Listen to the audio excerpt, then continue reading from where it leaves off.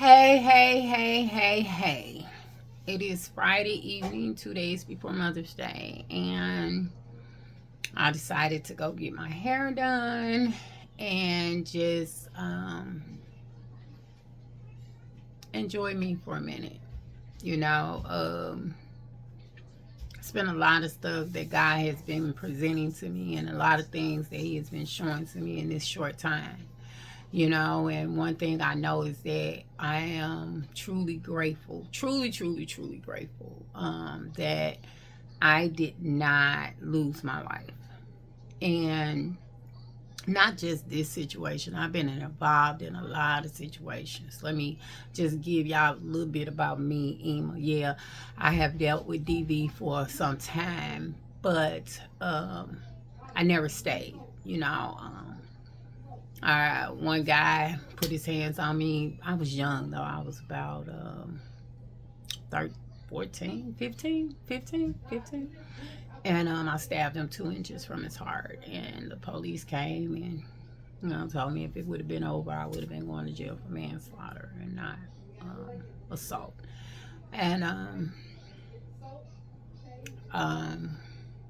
but again, never that I'm tough or anything like that. And what God has revealed to me is that the pieces that have been broken in me for a long time, long time, and not healed overnight at all, not by far.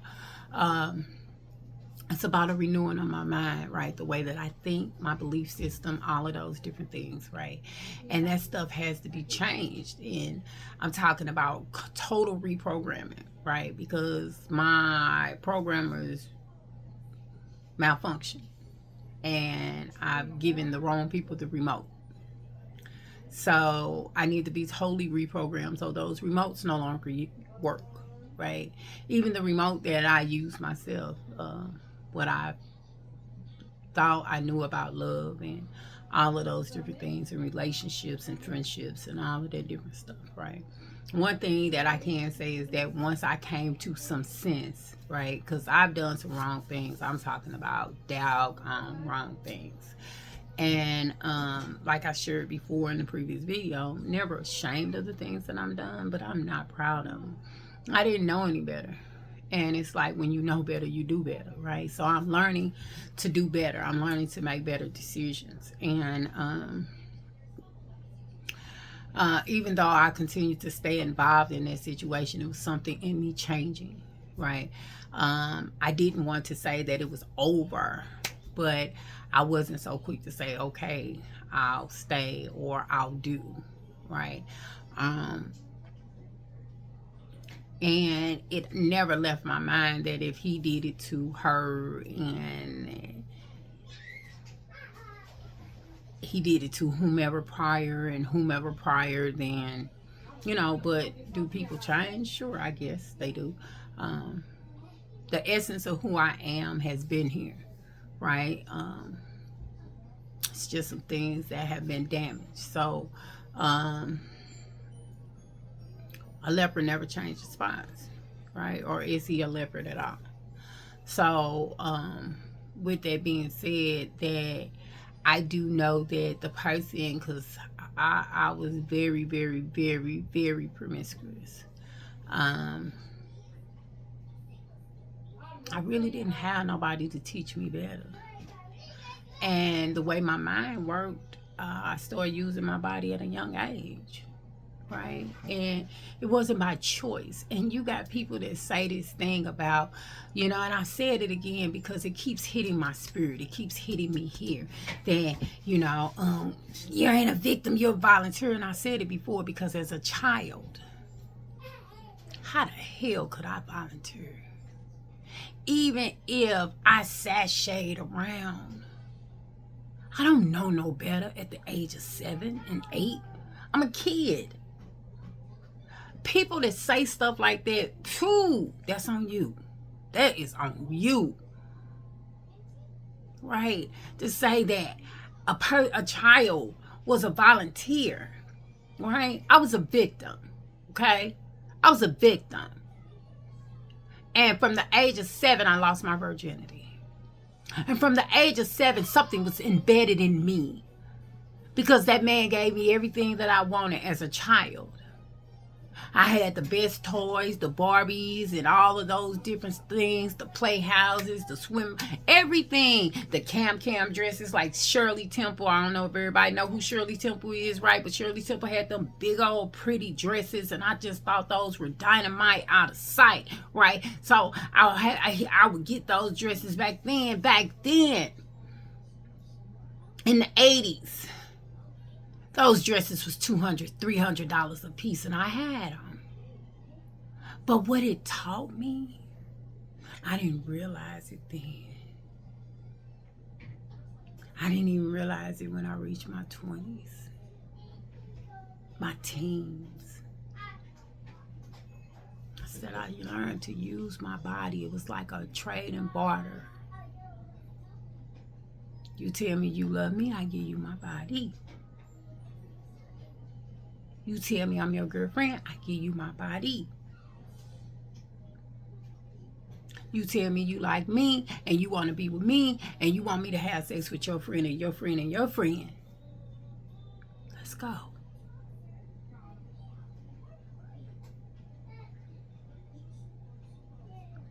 Now, to some people that never experienced abuse, it might be, ooh, my God. But again, I was a child that lost her virginity. I should have still been playing with Barbies. I shouldn't even been thinking about sex. I didn't think about it, actually. It just happened to me. But that shouldn't even been a thought. I shouldn't have had to be scared to go to sleep at night because I was going to be touched in a horrible way. I hadn't even been talked to about sex. I didn't even know what the heck was going on. And for 4 years, that happened. And what it did was it groomed me. It trained me. It brainwashed me.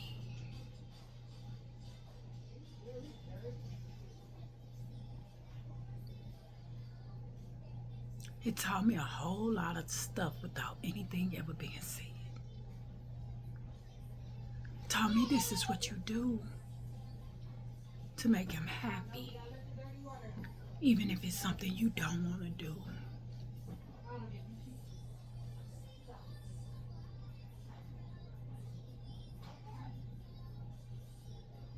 And that's what I did.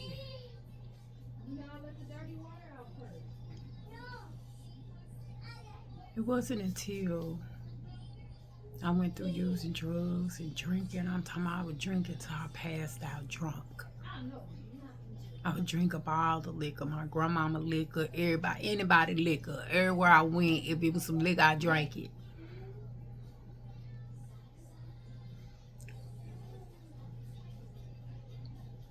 I was trying to escape. I hadn't even figured out what I wanted to do when I grew up. And my life had already been turned and tarnished. But I thank God for grace and mercy.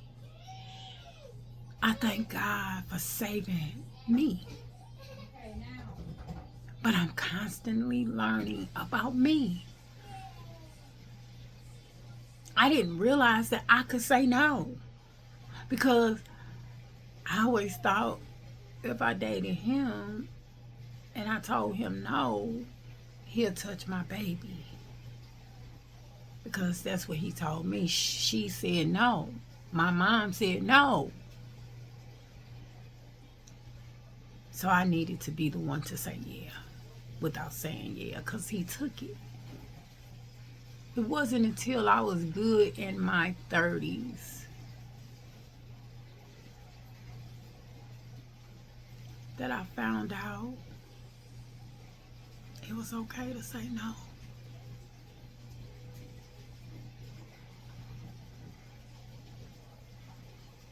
It was okay to say no, even if I thought I wanted to. For a long time, I lived my life afraid of missing out and losing out. And like I said before, was never the first one to be chosen. I had a lot of boyfriends because, hell, I was the only one 13 and 12 actually having sex. I was popular in school. It wasn't because of the sex, it was because I could fight. See, when I was a straight A student and I was on the honor roll, which I did that all the way through high school, but when I was on the honor roll, nobody paid me attention. When I was taking home my classmates' papers to grade, my teacher would pay me. I'm in the 6th and 7th grade and I'm lugging papers home to grade because I'm that dynamic of a person in school at that age. And it never dawned on me to cheat. None of that. And I said this before. But I didn't get noticed. I didn't get seen. I was the nerd. The unattractive one. And then I learned how to fight. I got chased home from school by a group of people. 2 boys and a girl. And as I'm running, trying to make it to the building. I gotta get it there, I gotta get there, I gotta get there, I gotta get there. My mama stopped and said, nope. You ain't coming up in here, you finna fight. And I learned that I could fight. I could fight. And I learned that in me fighting, I got noticed. Now, I didn't pick fights, but I definitely didn't back down from none. I'm talking about boys, girls, grown-ups.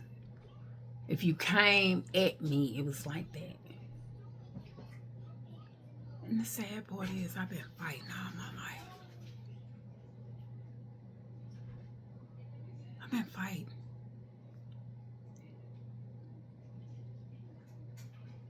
For the wrong things, though.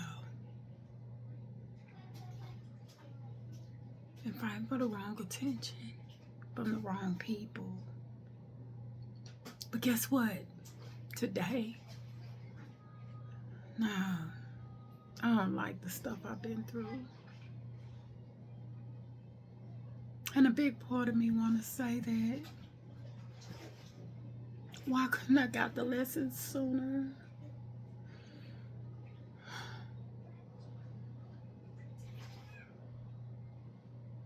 But the reality is that the persevering and the tenacity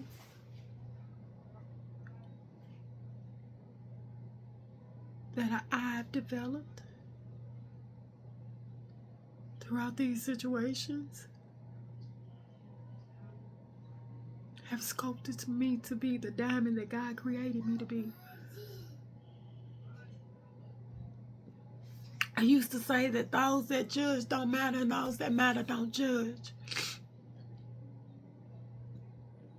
But sometimes people that judge, they do matter. You can learn a lot from them.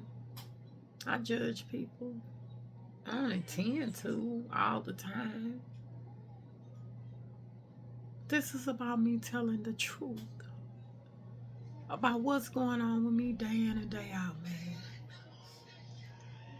When you live with a mind and a belief system that showed and said that you weren't good enough, that you weren't worthy, It's gonna take some work, man, but I'm doing the freaking work, and I'm gonna keep doing the work to undo all that was done. And I always try to hold my tongue, right? I always try not to the best of my ability, offend people, right? Like, even when I was in relationships, and you know what I'm saying, they said, you know, you think you better than, and I wanted to tell them, I am better than you. That's what I wanted to say. But the reality is that I'm better than what I used to be. And a lot of people that I dealt with, I shouldn't have dealt with. But ain't no sense in beating a dead horse, right? I just got to find a lesson in it. And the lesson is that it taught me to look at the cracks, the breaks, to own the fact that I still deal with some low self-esteem sometimes. Who wouldn't, after doing the things that I've done?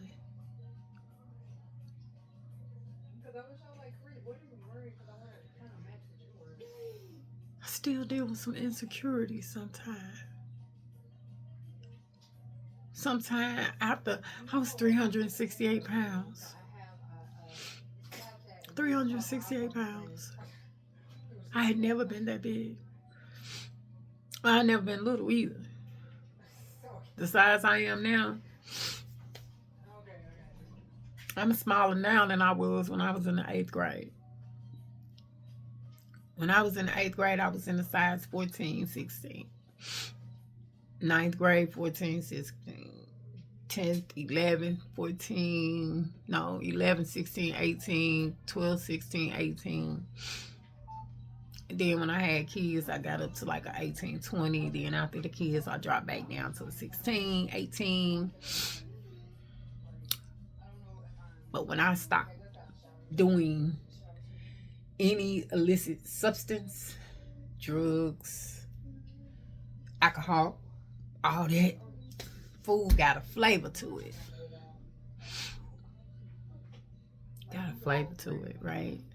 Because I can obsess over things, right? Anything that is good to me, give it to me, give it to me, give it to me. Even though it's not good for me. I ain't say anything that's good for me, give it to me, give it to me, give it to me. Because, shoot,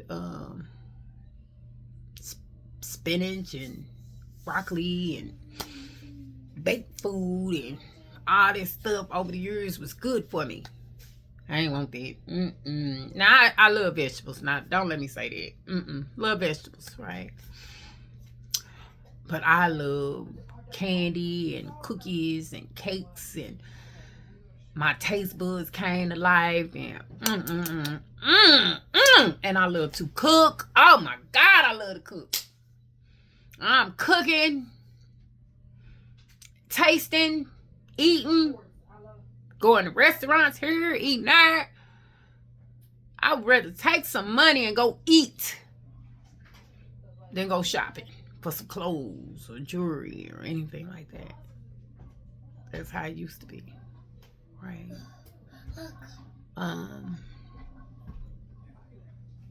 But life brings about a change. And right now,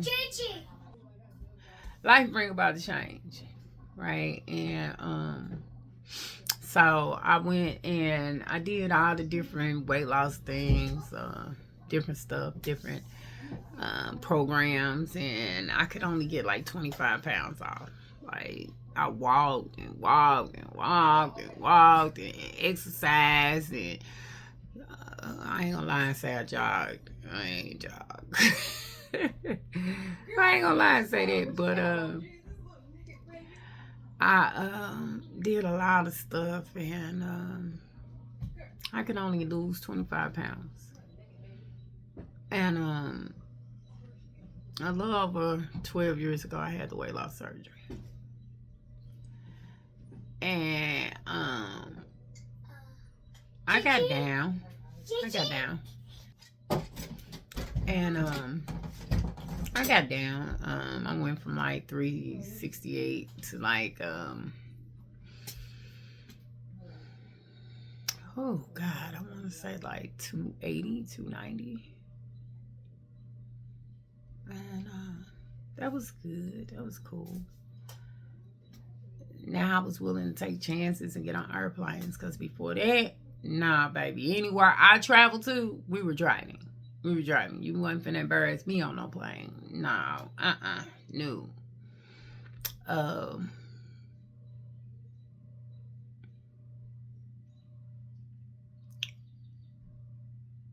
But I wasn't okay with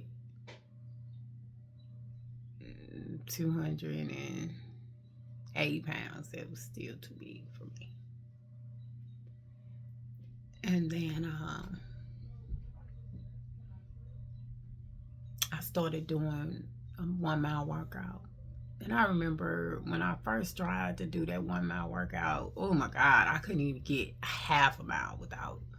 Woo! I got asthma, my chest started burning, I couldn't breathe, I needed my inhaler, all kind of stuff, right? And I could never get it, but this time I'm like, I'm gonna get it.